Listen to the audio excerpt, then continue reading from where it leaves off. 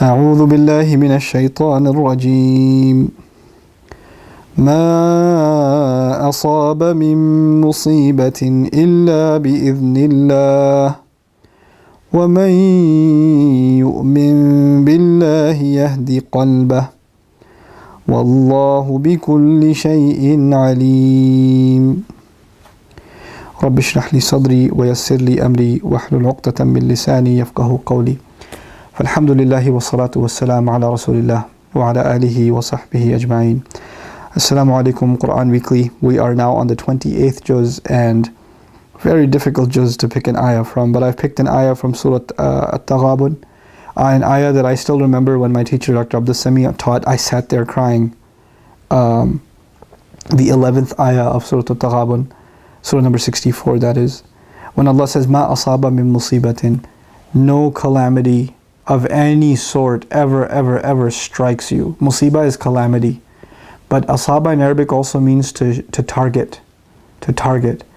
Allah is teaching us by use of this word that nothing ever happens to you that wasn't actually meant for you. It was specifically targeted to you, and that difficulty hit its target. And a musibah isn't necessarily a bad thing. It's something that Allah wanted to have happen to you. And Allah lets you know, illa bi-idhnillah. Get it through. The word ma in the beginning of the ayah is actually a refutation. Don't you ever think that it was anyone other than Allah that put you through what you're going through. It was always Allah. It is Allah's permission that allowed for what happened to you to happen to you. Good or bad. It was Allah's will directly. If you're not happy with Allah's will, which what we call ma sha Allah, whatever Allah wills. Raditu billahi, raditu bi mashyatillah. I am pleased with the will of Allah. Whatever Allah wills. Whether I'm suffering as a result of it, or whether I'm overjoyed as a result of it, I am pleased with the will of Allah. That is truly accepting that I am a slave of Allah, that He is my master. Allah says there is not a single calamity that hits you, except that it's by Allah's permission. وَمَن يُؤْمِن بِاللَّهِ. And throughout that calamity, whoever can maintain their faith. And it's a conditional statement. You know why it's a conditional statement? Because when calamity hits is when people lose their faith. That's when you start questioning God. That's when you start questioning, why would Allah do this to me? If He loves me, and if He created me, and He wants to take care of me, what kind of a Rahman is this that is putting me through these things? When that happens, then you no longer have faith. Allah says, whoever can maintain their iman during calamity, yahdi qalbahu, Allah will give him there's one gift.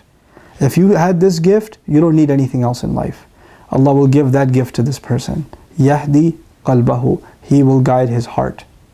There is nothing more valuable in this world than Allah guaranteeing someone guidance. There's nothing more valuable. I don't know if I have guidance, you don't know if you have guidance. But Allah tells us this.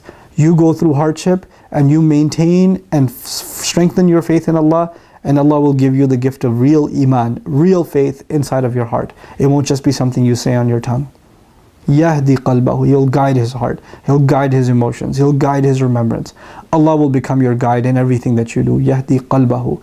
Allah didn't even say yahdihi, He will guide him. He said yahdi qalbahu, He will guide his heart. Every beat will be full of guidance.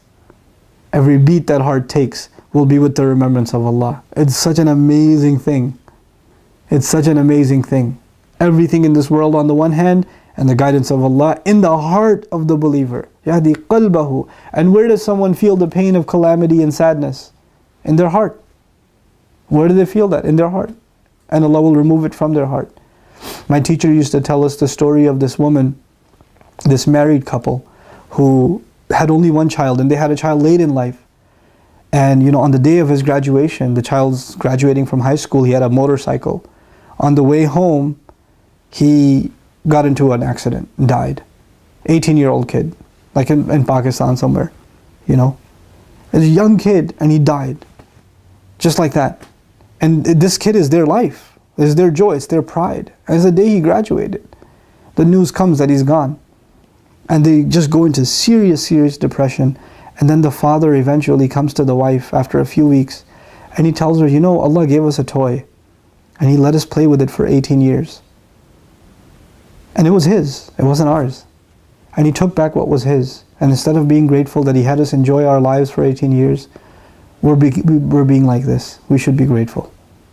This is real calamity and maintaining your faith.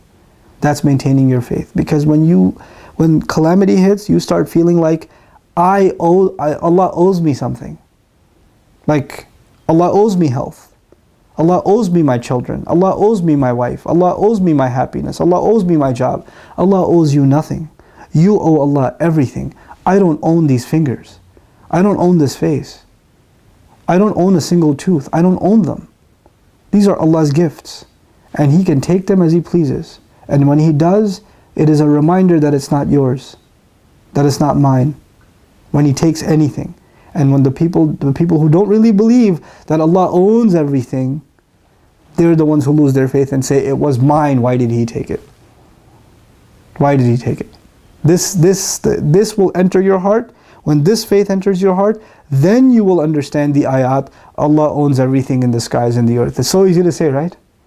So easy to say Allah owns everything in the skies and the earth. What does that mean practically for you and me? That means I own nothing. I don't even own myself.